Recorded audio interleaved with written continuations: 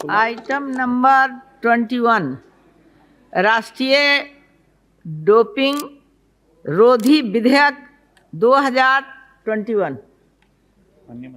माननीय मंत्री जी।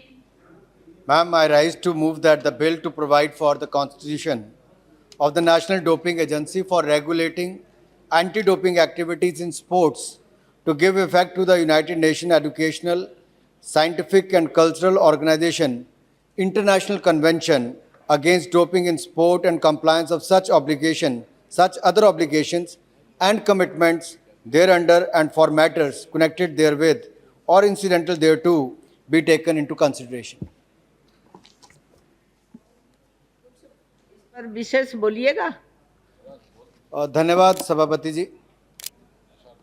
खेल और खिलाड़ी ये सदा मोदी सरकार की प्राथमिकता रही है और पिछले कई वर्षों में आपने देखा होगा खेलों में भारत के खिलाड़ियों ने शानदार प्रदर्शन भी किया है।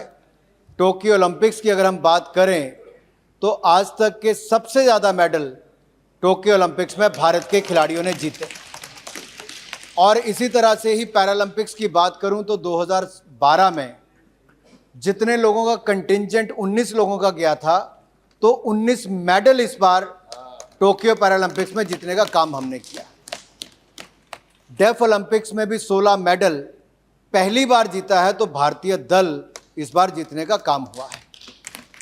बैडमिंटन हमारे यहाँ पर बहुत पॉपुलर स्पोर्ट भी है, बड़े खिलाड़ी भी हुए, लेकिन थॉमस कप जो है 73 साल में कभी भी भारत नहीं जीता था।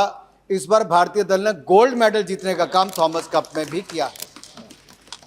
महिलाओं का बहुत बड़ा योगदान खेलों में भी रहा। तो इस बार के IBA women world boxing championship में मुझे हाउस को बताते हुए प्रसन्नता भी, आपको जानकारी भी होगी, निखत जरीन ने गोल्ड मेडल भी जीता, तो वहीं पर मनीषा और हमारी बाकी खिलाड़ियों ने वहां पर ब्रॉन्ज मेडल जीतने का काम भी किया। अब नाडा की जरूरत क्यों, नेशनल एंटी डोपिंग एजेंसी की? क्योंकि जब खेल और खिलाड़ियों की बात आती है तो एंटी डोपिंग के लिए कानून बने जिसकी कमी देखने को मिलती थी। हालांकि यूनेस्को कन्वेंशन पर हामी हमने बहुत वर्ष पहले भर दी थी। वाडा के अनुसार हमने अपने यहाँ पर रूल्स एंड रेगुलेशन भी बनाए पिछली कॉमनवेल्थ गेम से पहले।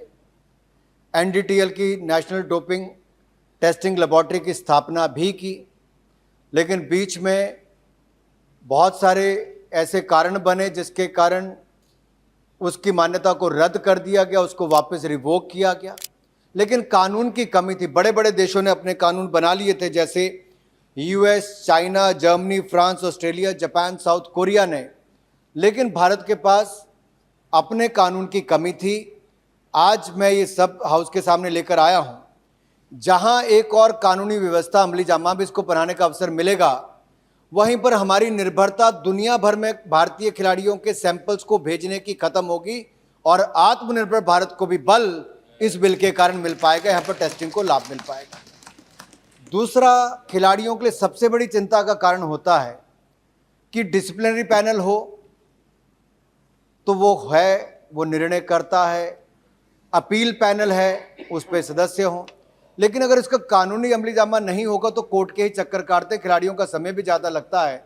आज आप उसको इस हाउस में, मुझे पूर्ण विश्वास है, आम सहमति से हम लोग पास करेंगे, क्योंकि जितने भी माननीय सांसद यहाँ पर उपस्थित हैं सबके दिल में कहीं ना कहीं खेल और खिलाड़ियों के लिए बहुत बड़ा भाव है और ये बिल भी उसी दिशा में हम लेकर आए हैं। मैं विस्तार में इसकी चर्चा बाद में करूँगा, लेकिन आशा करता हूँ बड़ी सकारात्मक चर्चा भी यहाँ पर होगी और सब लोग इसका समर्थन भी करेंगे। धन्यवाद।